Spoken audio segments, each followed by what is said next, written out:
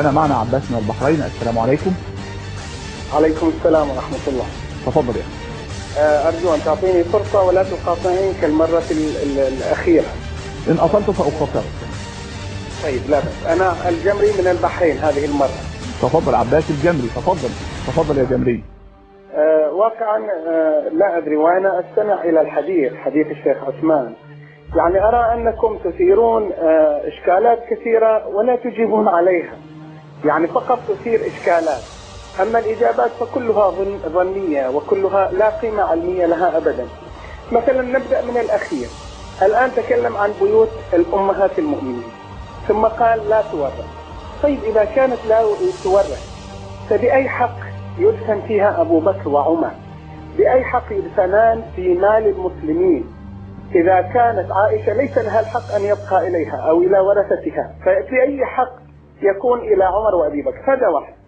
ثانيا تكلم الشيخ عثمان عن أمير المؤمنين وقال أنه لم يسجد لصنم لأنه كان في بيت الرسول، وثم أراد أن يوهن من هذه المنقبة فقال كل صغار الصحابة لم يسجدوا لصنم، الحسن والحسين أين أيضا لم أسجد لصنم؟ إذا عباس الجمري كرم الله وجهها أيضا.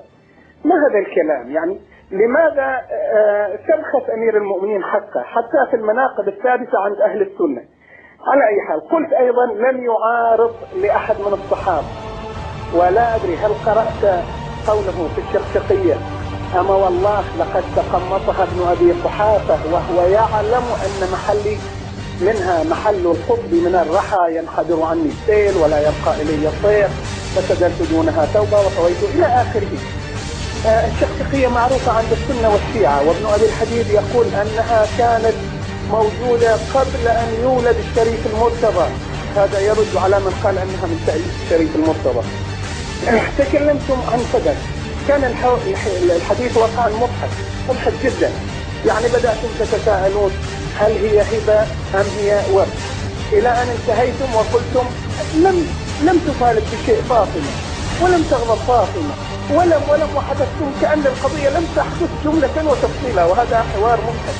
ثم تكلم الشيخ عثمان عن حديث غضب فاطمة وهو في البخاري وألفاظه صريحة، ثم نسب الكلام الذي لا يريده إلى الزهري بغير دليل كالعادة. لا يوجد ولا دليل عند الشيخ عثمان أن المتكلم أو الإضافات التي لا يهواها أنها من الزهري، وحتى لو كانت من الزهري هذه عليكم وليست لكم، لأن الزهري من الثقات عندكم، فكيف ترد كلام الزهري؟ كيف ترد كلام عالم من غير دليل؟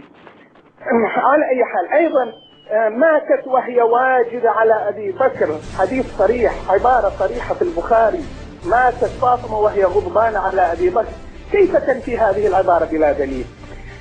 حمل فاطمة على حمار، تكلمت عن هذه القضية وقلت أن هذه إساءة إلى أمير المؤمنين وإساءة إلى الزهراء.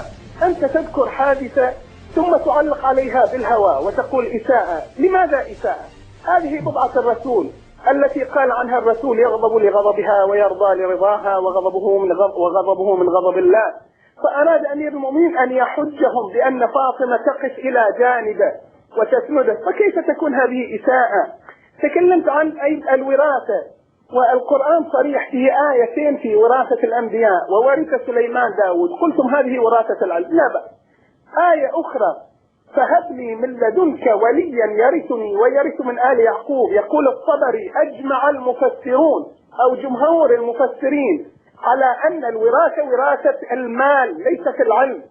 أنت تخطئ فاطمة، تخطئ مفسريكم حتى تنتصر فقط إلى مذهبك بلا دليل. أنت تثير واقع. أخي عباس، نعم، يعني قل ما شئت ولكن في حدود الكلام العلمي، يعني لا تهاجم. نعم يعني ضع إصدار الأحكام، لا تصدر حكما.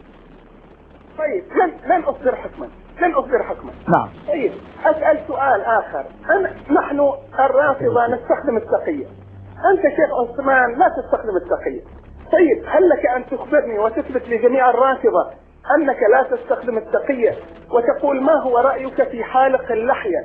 ما هو رأيك في المقدم أمامك الآن؟ هل هو فاسق لأنه حالق للحية؟ اثبت لنا أنك لا تستخدم التقية. تفضل. هذه واحدة.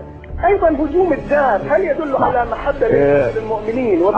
عباس انتهى الوقت، وليس من حقك أن تفسق أحدا. وأنا قلت هذا مرة على الهواء إن مقدم البرنامج ليس حجة على السنة، فلا تقم دليلا ولا حجة بي. أنا مقصر، فلا تجعلني دليلا ولا حجة على السنة. بارك الله فيك يا شيخنا.